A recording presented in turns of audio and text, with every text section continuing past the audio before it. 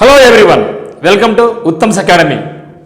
మొత్తానికైతే ఎట్టకేలకు group 2 final result అయితే రావడం జరిగింది. మరి యొక్క గ్రూప్ 2 ఫైనల్ రిజల్ట్లో ఎవరైతే విజయం సాధించారో అందరికీ ఉత్తమ్స్ అకాడమీ తరఫున పేరు పేరున ధన్యవాదాలు. అదేవిధంగా ఎవరైతే ప్రిపేర్ అవుతున్నారో ఫర్దర్ గ్రూప్ 2కి అందరికీ కూడా శుభాశీస్సులు. మరి ఒకసారి ఈ యొక్క గ్రూప్ 2 కథా కమిషన్ సార్ చూద్దాం. ఎప్పుడు నోటిఫికేషన్ ప్రకటన వచ్చింది, ఎప్పుడు ఫిలిం జరిగింది, మెయిన్స్ ఎప్పుడు, ఎన్ని పోస్టులు రిలీజ్ చేయడం జరిగింది, మరి కొత్త నోటిఫికేషన్ వచ్చేదానికి ఎప్పుడు అవకాశం ఉంది, ఇవన్నీ కూడా ఇక్కడ మనం డిస్కస్ చేద్దాం మిత్రమా. మరి కొత్త నోటిఫికేషన్ అనేది కొత్త జిల్లాలో ఓల్డ్ డిస్ట్రిక్ట్స్రా లేదా న్యూ డిస్ట్రిక్ట్ ప్రకారం వస్తుందో కూడా ఒకసారి మనకి చేయడం జరుగుతుంది. సో మరొక్కసారి విజేతలందరూ కూడా హార్ట్ఫుల్ కంగ్రాచులేషన్స్. మరి గత నోటిఫికేషన్ చూసినట్టయితే ప్రకటించింది ఎప్పుడంటే డిసెంబర్ 7వ తేదీ నాడు ప్రకటన రావడం జరిగింది. ఇప్పుడు 2023, సో 2023లో వచ్చింది.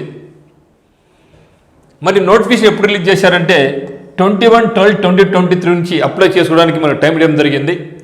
ప్రిలిమ్స్ ఎగ్జామ్ ఎప్పుడు జరిగిందంటే 25 ఫిబ్రవరి 2024, అంటే మనకి ఎక్కువ టైం ఇవ్వలేదు. అంటే నోటిఫికేషన్ అప్పటి నుంచి ఇప్పటికీ ఖచ్చితంగా 2 months మాత్రం ఇవ్వడం జరిగింది. సో దీన్ని కొత్తగా దృష్టిలో పెట్టుకోండి. పాత వాళ్ళకి ఆల్రెడీ తెలిసి ఉంటుంది దానికి కథ ఏంది అనేది.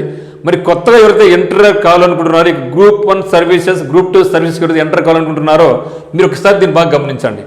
సో నోటిఫికేషన్ అనేది 21/12/2023 వస్తే ఎగ్జామ్ అనేది 25 ఫిబ్రవరిలో జరిగిందంటే 2 months మాత్రమే టైం ఇచ్చారు. సిలబస్ కూడా చాలా హెవీగా ఉండేది. తర్వాత మెయిన్స్ ఎగ్జామ్ ఎప్పుడు జరిగిందంటే ఆ తర్వాత 1 year జరిగింది. 23 ఫిబ్రవరి 2024 జరిగింది. యాక్చువల్గా జనవరిలో ఎగ్జామ్ జరిగి ఉండాల్సింది, అది ఎగ్జామ్ అనేది పోస్ట్ పోన్ కావడం జరిగింది.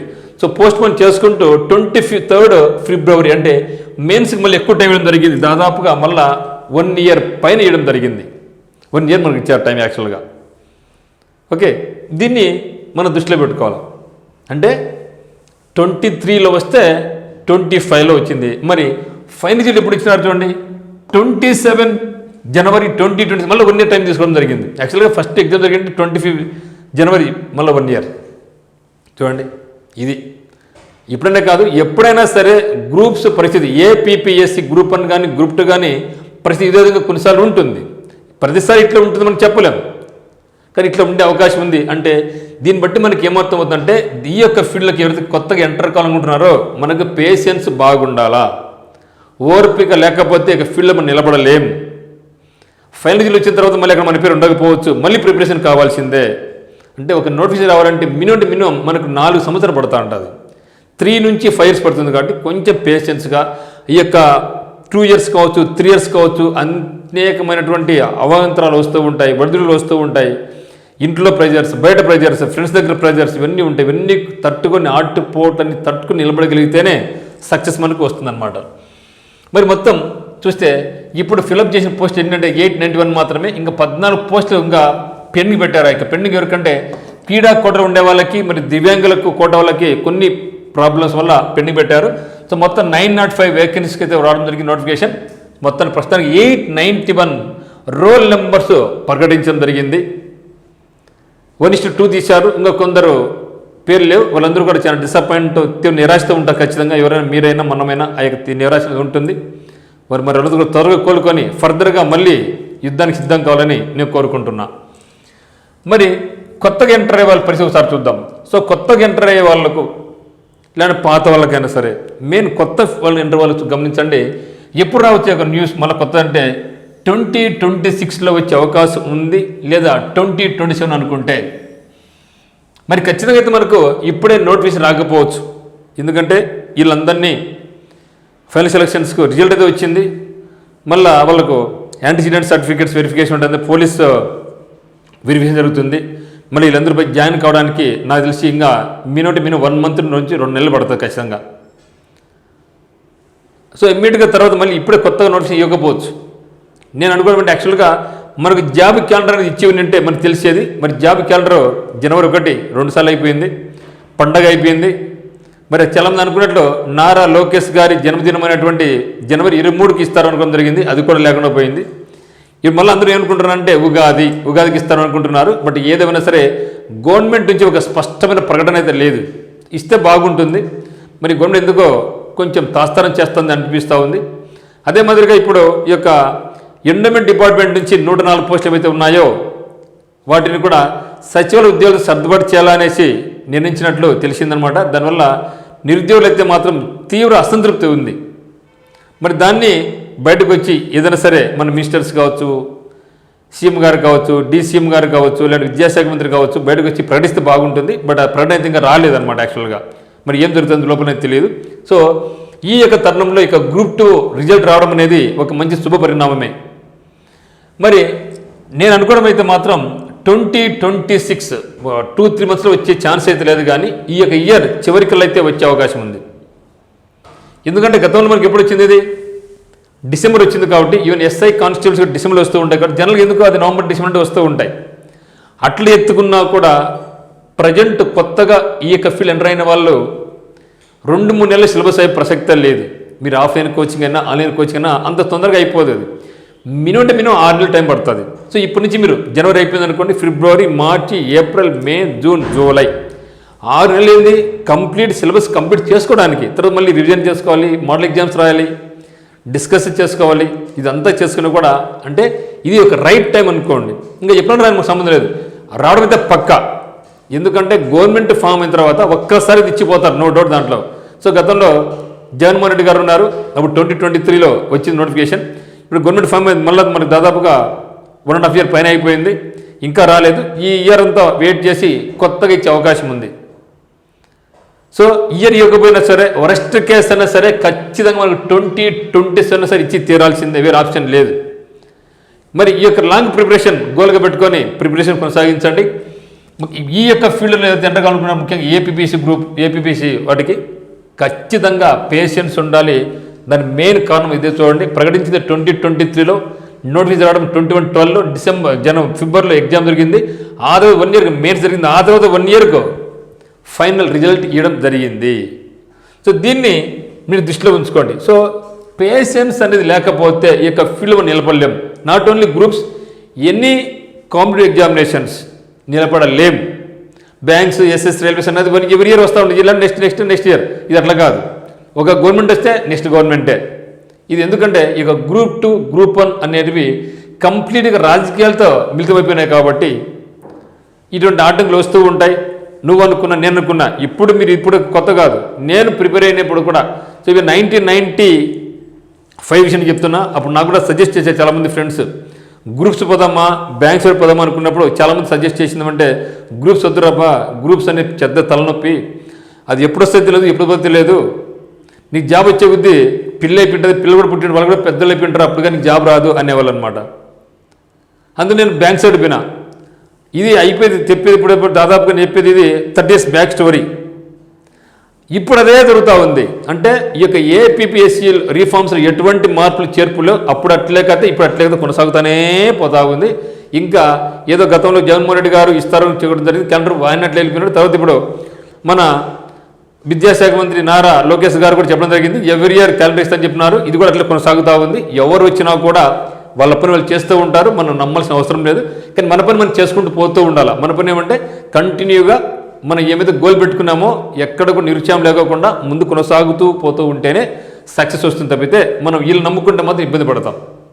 మన పని ఏమంటే ఖచ్చితంగా అయితే వస్తుంది, దాని నో డౌట్ అట్ ఆల్.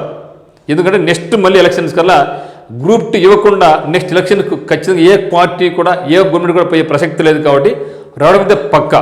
కాబట్టి ఇప్పటి నుంచే మీకు ప్రణాళిక సిద్ధం చేసుకోండి. ఎన్నో ఆటంకులు వస్తాయి, అడ్లు వస్తూ ఉంటాయి, ఆటుపోట్లు వస్తూ ఉంటాయి. అవన్నీ కూడా one by one cross check చేసుకుని ముందుకు వెళ్ళిపోతూ ఉంటేనే మనం నిలబడతాం. ఈ యొక్క ఫీల్డ్లో లేకుండా కష్టం అనమాట. తర్వాత కన్సిస్టెన్సీ ఉండాలి మిత్రమా. సో ఎందుకంటే ఇక కన్సిస్టెన్సీ చాలా కష్టం, మీకైనా నాకైనా ఎవరికైనా సరే చాలా కష్టం. మరి ఇక కన్సిస్టెన్సీ ఎవరైతే మెయింటైన్ చేస్తారో వాళ్ళే చివరికి మిగులుతారు. సక్సెస్ ఈరోజు ఎవరైతే పేర్లు అవి వచ్చాయో, నెంబర్స్ వచ్చాయో, అటువంటి పేర్ల మంది కూడా వస్తుందన్నమాట. పేషెన్స్తో పాటుగా మనకి ఉండాలి. కన్సిస్టెన్సీ లేకపోతే చాలా ఇబ్బంది పడతాం అనమాట. మధ్యలో డిబేట్ కావడం అది చేసుకోకూడదు.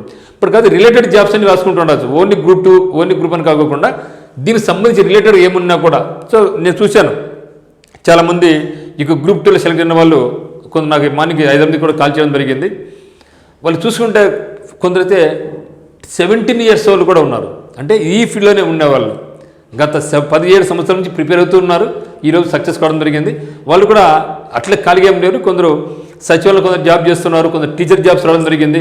పోయినసారి అయితే కొందరికి ఈ యొక్క హైకోర్టు ఎగ్జామ్స్లో 1-2 మార్కులు కూడా మిస్ అయిపోయింది సార్ నాకు, ఇప్పుడు నేను సెలెక్ట్ కావడం జరిగింది కూడా చెప్పడం జరిగింది. ఇవన్నీ కూడా ఉంటాయి మనకు. అంటే ఏదో ఒక దాంట్లో దాన్ని నమ్ముకోకుండా ఆ యొక్క రిలేటెడ్ ఫీల్డ్ ఏమొచ్చినా కూడా మనకి ఏది అవకాశం ఉన్నా కూడా హైకోర్టు ఎగ్జామ్స్ కావచ్చు, లేకుంటే గ్రూప్ 4 ఎగ్జామ్స్ కావచ్చు, లేకుంటే మనకు సచివాల ఎగ్జామ్స్ కావచ్చు, ఏదైనా సరే మనం అనేది ప్రిపరేషన్ కొనసాగిస్తున్నాం. ఎందుకంటే ఇది చాలా లాంగ్గా ఉంటుంది. ఈవెన్ కానిస్టేబుల్స్గా ఉండే వాళ్ళు కూడా సెలెక్ట్ కావడం జరిగింది. ఓకేనా.